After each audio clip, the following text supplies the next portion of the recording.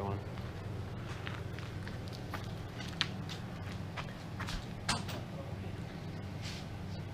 Start.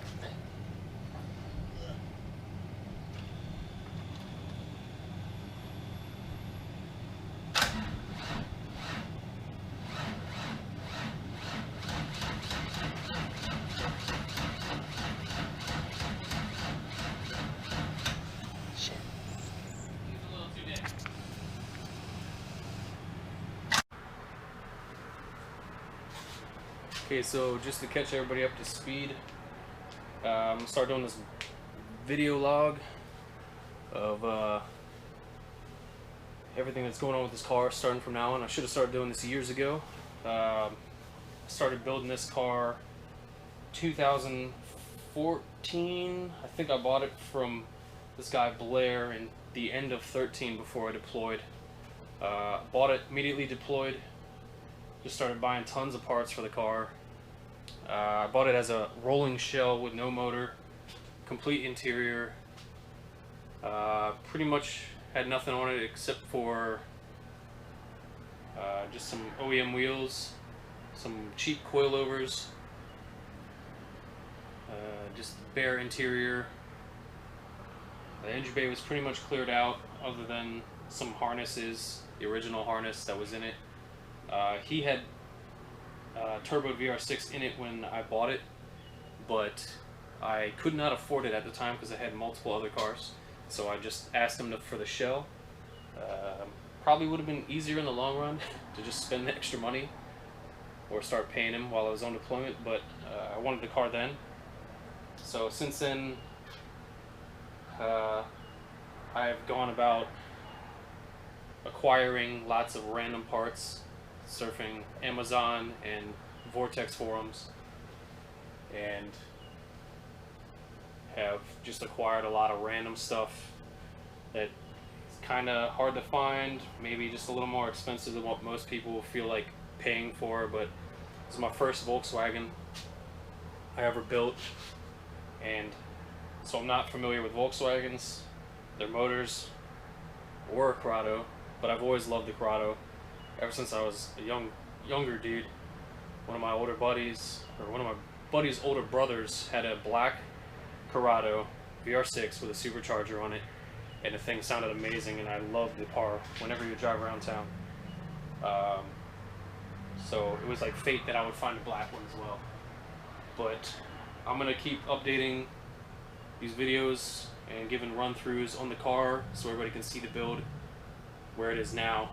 It's come a very long way, but it's been 6 years, and today is the first time I'm ever going to drive it. Just got home on leave from Italy. Going to try to get the car tuned with Kevin from Electronic and make sure she's running good. But more to follow.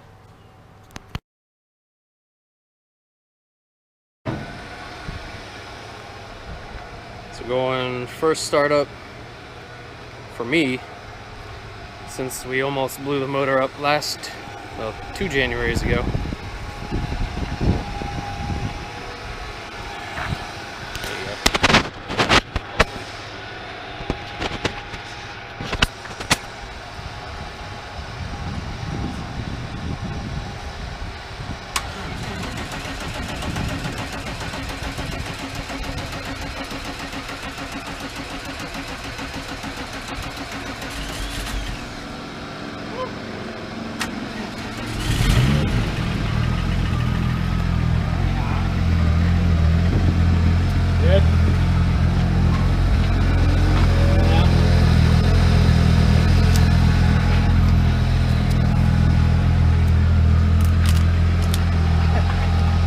Touching them together. First start, she's cranked over for a while, but she's good. Let her idle for a few minutes.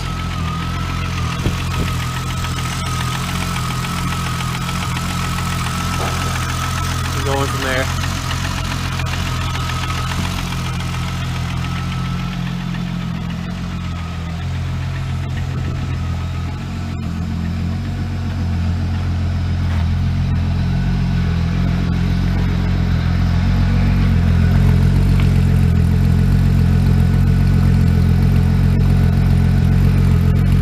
sounds healthy.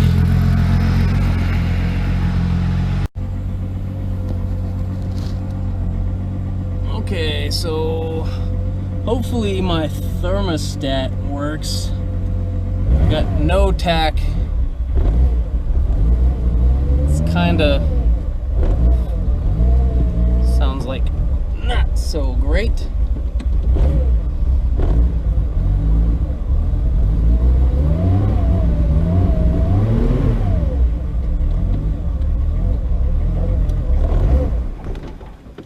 God damn. Does not want to idle or drive. Starts though. Try not to do a burnout on this rocks. This clutch is ridiculous.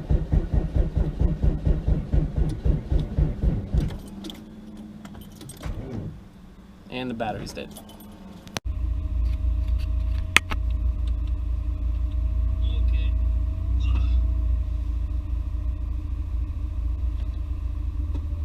First drive. I don't know if you can hear me through this case.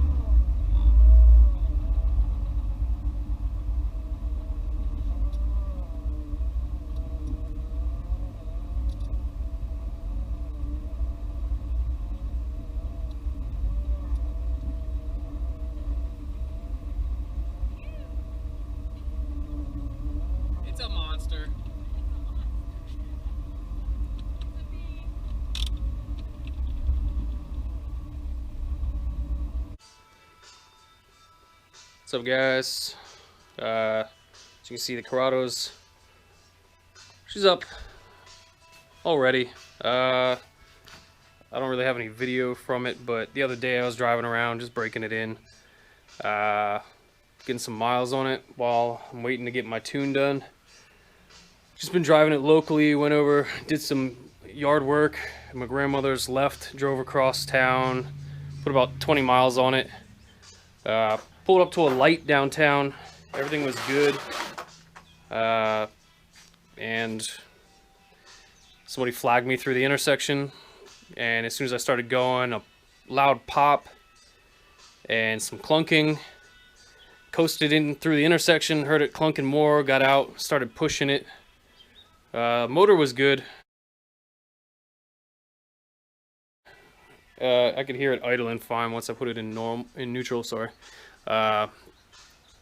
Just kind of took it easy, pushed it off to the side of the road, maybe 20 feet away. Opened the hood, immediately saw what I realized was possibly an issue.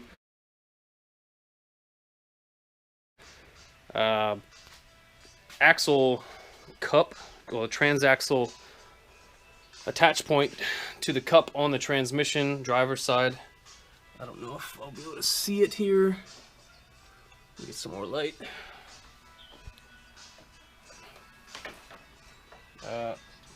So yeah, you can see it right there. All the fasteners backed out of the cup, and as soon as I started moving, it snapped what I think is the last bolt off in the cup, which I realized later. Called my pops up, he came, and we tried to put the axle back into the cup and go from there.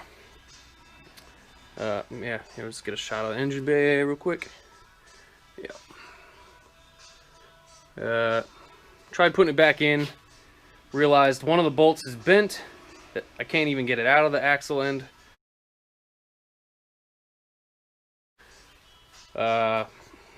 The other one's sheared off in the cup, like I said.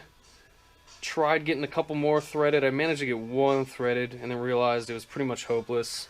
I needed to just go ahead and call a tow truck. So we got AAA over, picked us up, drove us back to the house, and it's been sitting for the last 3 days.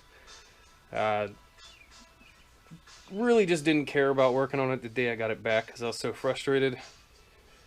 And that was pretty much that. So I just didn't feel like working it on my birthday either, which was the next day. And put this up here. The idea was to start working on it this morning, first thing, so I had all day. Really didn't feel like it also. I'm getting real, I'm losing a lot of motivation. Because I'm just not just working on this, I'm working on my SS2 as like a backup car, because the end game is to get this car shipped to Italy by the end of the month, which is, well, June 28th I leave. That's been my goal the whole time since I left for Italy. Gotta get the car ready at some point. My buddy was helping me out a lot.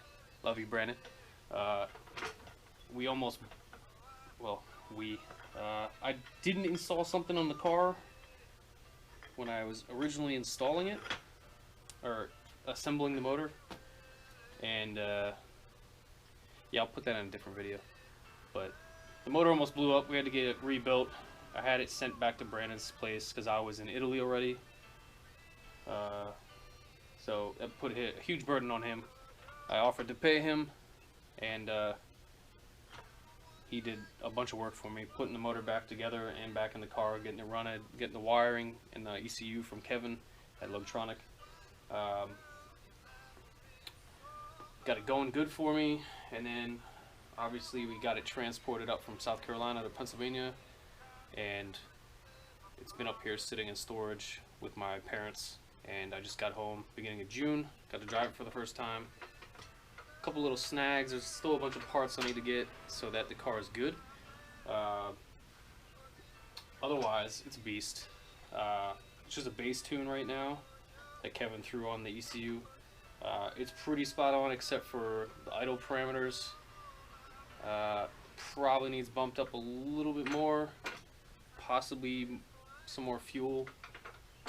I'm not too tune savvy, but it doesn't want to idle when it's cold, or yeah, when it's cold, regardless of temperature. Yeah, she rips though, even with just a base tune. It's nasty. I'm just glad that the axle bolts didn't back out when I was driving. Thankfully, just coasted up to the light, and then after I started, it sheared the last one off. Didn't really hear anything crazy before that, so that was what was weird about it. Yeah, so I'm about to get started ripping this fucking axle out. I just got done detaching the axle nut, and obviously everything's disconnected on the inside. Wheels off. Yeah, I'm gonna get started.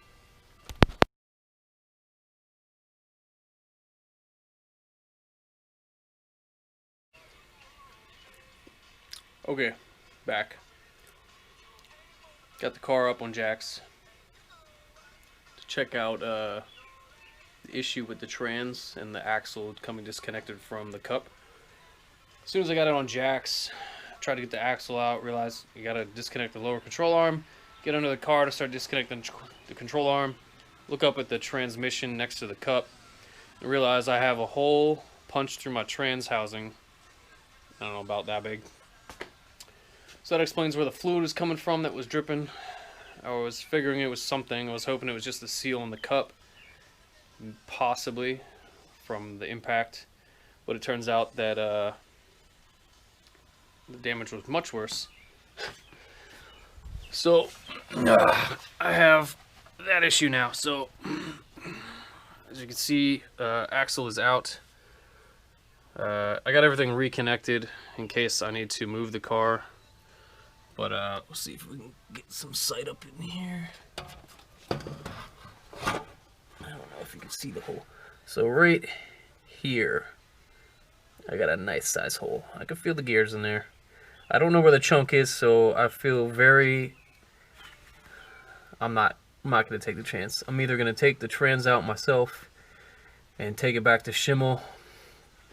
They put an LSD in it, a Pelican LSD in it for me. I don't know, a few years ago now, but I finally got to put some miles on the car, so everything should be fine, hopefully, because I was barely moving when the axle popped out and presumably smashed the trans housing. What I think happened once it disconnected the axle from the cup, I think the axle rotated. Some of the bolts went to the out, or like sitting out on the outside of the cup. The cup rotated. And then as it was rotating, I think one of the bolts was on the outside of the housing. So that's why you see, I don't know if you can see it, there's a huge chip out of the cup right here. I found the chunk, crazy enough, and it has threads impacted on it. So I know it was on the outside at some point.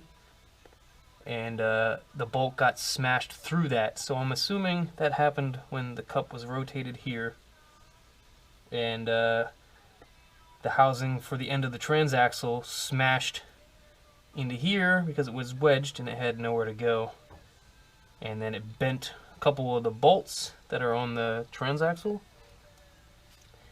and smashed the housing. So the cup is probably reusable. I don't know if I want to use it again since I'm having these issues as is.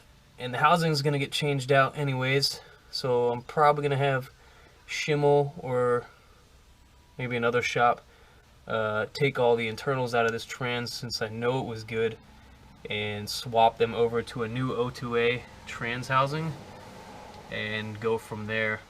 Really was kind of shitty because, like I was saying a while ago, the whole plan was to get the car done while I was home on leave, so I could ship the car out by the end of the month. That's pretty much not going to happen now. I mean, it could if I had all the time in the world, which I kind of do because I'm on leave, but I'm trying to spend time with the family and friends. and do stuff, and not be working on my car and having to organize everything. So I gotta find a trans at least, go to Schimmel and have the trans dropped off, at the minimum the trans dropped off, if not the car, and kind of coordinate with them to get the trans internal swapped over, put back in the trans, and either put back in the car or given back to me so I can put it back in the car. The car still needs to be tuned, which is in Jersey. Schimmel luckily is only an hour, 2 hours away from me, and Schimmel Performance Turbo. Good dudes. I like going to them. They're always super helpful and nice, and they're quick to get the work turned around. So that's a plus. The next shop I need to take it to is Cast Systems Performance in Jersey.